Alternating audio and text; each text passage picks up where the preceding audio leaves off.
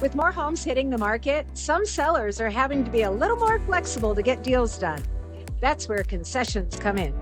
Concessions are perks you offer to buyers to help seal the deal. You could cover some or all of their closing costs, adjust the price to cover repairs, or even throw in a home warranty to help keep your buyers happy during negotiations. Let's say a buyer asks you to make repairs after an inspection. Instead of fixing everything yourself, you could offer a credit so they can handle it. It keeps the deal moving, helps keep you closed faster, and avoids the hassle. Don't worry. This doesn't mean you have to come up with a bunch of cash up front.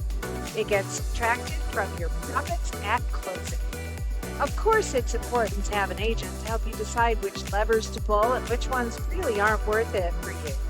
And I can help you with that. Sellers, let me know. What's a concession you'd be open to offering? I'm Tina, and thanks for watching.